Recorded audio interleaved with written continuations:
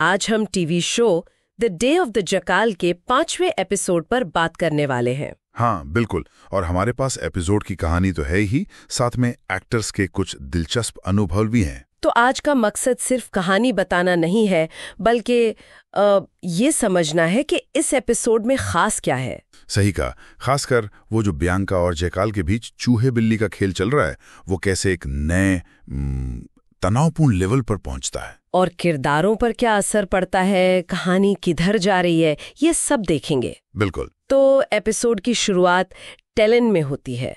जकाल को लियोनोरा से चेतावनी मिलती है। हाँ, साफ चेतावनी, मिशन पूरा करो वरना दिक्कत होगी। और वहीं उसे नॉर्मन स्टोक का नाम सुनने को मिलता है। अच्छा। और उधर बियांका वो लैरी से जानकारी निकलवा लेती है। हाँ, अस्पताल में थोड़ी सख्ती से पता कर लेती है कि नॉर्मन बुडापेस्ट में है। ओह, तो दोनों की राहें बुडापेस्ट की तरफ मुड़ जाती हैं। एकदम। जयकाल फौरन नॉर्मन से कांटेक्ट करता है और दिलचस्प बात यह है कि वो खुद बुडापेस्ट जाने का फैसला करता है, हथियार बनाने में मदद करने के लिए। ये थोड़ा अलग है उसके स्टाइल से। हाँ, शायद दबाव बढ़ रहा है उस पर। इसी बीच MI6 में डेमियन को अलेक्जेंडर डुगन की फाइल मिलती है। वो पुराना ऑपरेटिव जिसे मृत मान लिया गया था, जिसका प्रोफाइल जयकाल से मिलता है। वही तो, एक रहस्य और गहरा जाता है। क्या जयकाल की पहचान पता चलने वाली है? और तभी बियांका को पता चलता है कि असली टारगेट रोडान नहीं बल्कि UDC है, एक एनर्जी ग्रुप। हाँ, और ये पता चलते ही वो भी बुडापेस्ट निकल जाती है। मतलब अब मंच पूरी तरह से सेट है। बुडापेस्ट में फिर वो हथियार बनाने वाला सीन आता है, जयकाल और नॉर्मन। हाँ, वो फ्रैक्चर्ड बूट राइफल जिसे हिस्सों में छिपाकर ले जाया जा सके, ये जयकाल की प्लानिंग दिखाता है, दबाव के बावजूद। यहीं पर नॉर्मन उससे बताता है कि बेलारूस में उसे एक काली ब्रिटिश महिला ने गोली मारी थी। हाँ, और जयकाल को शक होता है, क्या नॉर्मन कुछ छिपा रहा था? और शक सही निकलता है। बियांका की टीम को नॉर्मन के ठिकाने का पता चल जाता है। बिल्कुल।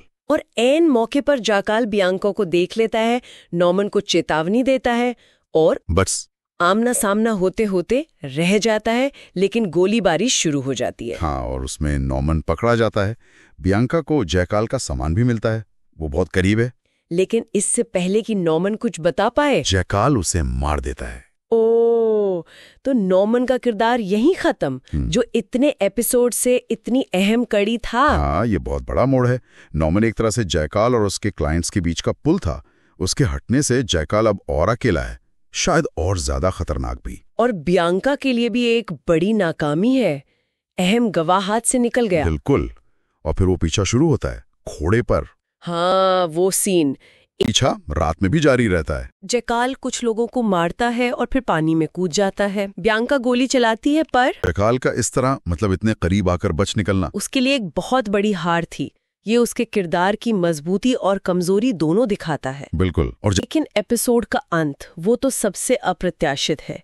जयकाल पानी से निकलकर एक खलिहान में छिपता है और एक किसान उसे पकड़ लेता है, बांध देता है। ये क्या मोड़ है, मतलब वाकई चौंकाने वाला। तो देखिए, एपिसोड 5 बियांका को जयकाल के सबसे करीब ले आया, लेकिन अंत में वो फिर भी बच निकला, कम से कम बियांका से। नॉर्मन मारा गया और जयकाल एक किसान के कब्जे में है। ऐसी स्थिति जिसकी किसी ने कल्पना भी नहीं की थी। तो अब सवाल ये उठता है कि क्या ये जयकाल के मिशन का अंत है, एक किसान के हाथों, या ये बस एक और रुकावट है जिसे वो पार कर लेगा?